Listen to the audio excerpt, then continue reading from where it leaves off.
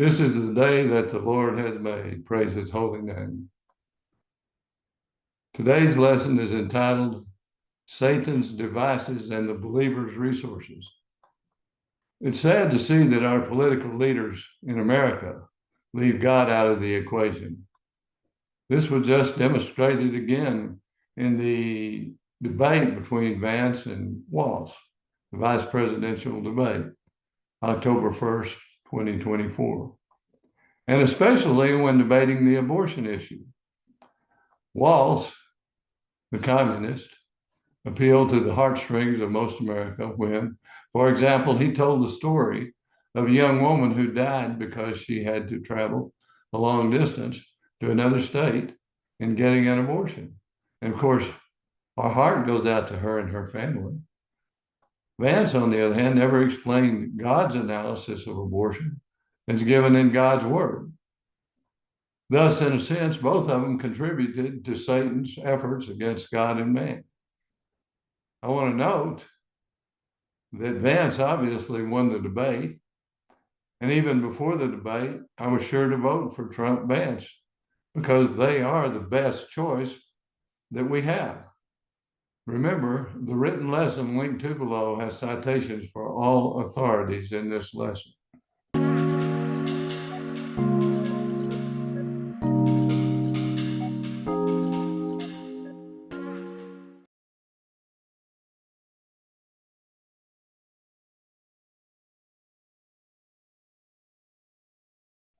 To Satan, under God, was committed upon earth the power of death. Cast out of heaven as his proper sphere and first estate, he still has access to God as the accuser of the brethren and is permitted a certain power of sifting or testing the self-confident and carnal among believers. But this is strictly permissive and limited power, and believers so sifted are kept in faith through the advocacy of Christ.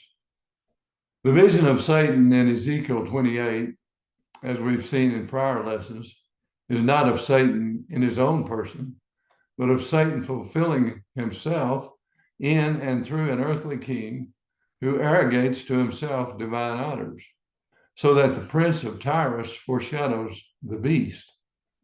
Individuals, families, and churches are also targeted by Satan and his demons, as I have pointed out in earlier lessons. Satan's privilege of access to God as accuser will someday be withdrawn. At the return of Christ in glory, Satan will be bound for 1,000 years, after which he will be loosed for a little season and will become the head of the final effort to overthrow the kingdom. Defeated in this, he will be finally cast into the lake of fire, his final doom. The notion that he reigns in hell is Miltonic, not biblical. He is prince of this present world system, but will be tormented in the lake of fire. Except for a remnant, individuals, families, churches, and nations choose the principles of Satan over the principles of God.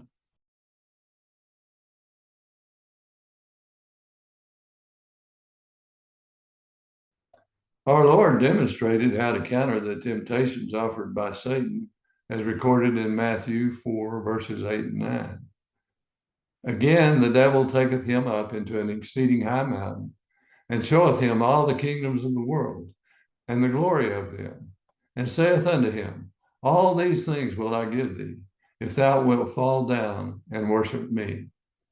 Then saith Jesus unto him, Get thee hence, Satan, for it is written, Thou shalt worship the Lord thy God, and him only shalt thou serve. The believer is also told, Put on the whole armor of God, that you may be able to stand against the wiles of the devil. For we wrestle not against flesh and blood, but against principalities, against powers, against the rulers of the darkness of this world, against spiritual wickedness in high places. Wherefore, take unto you the whole armor of God, that ye may be able to withstand in the evil day, and having done all, to stand.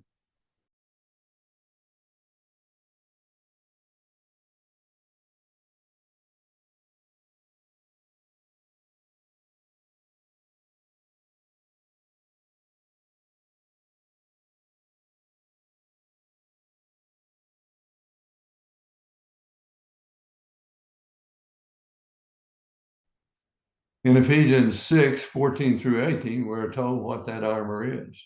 And it says, stand therefore, having your loins girt about with truth, and having on the breastplate of righteousness, and your feet shod with the preparation of the gospel of peace.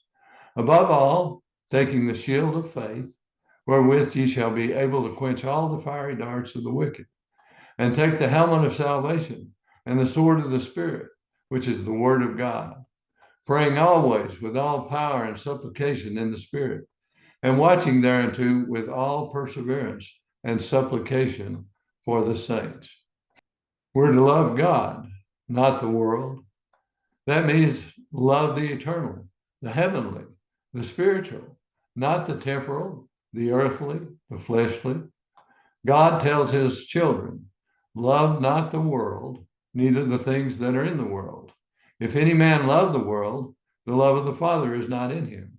For all that is in the world, the lust of the flesh, and the lust of the eyes, and the pride of life, is not of the Father, but is of the world.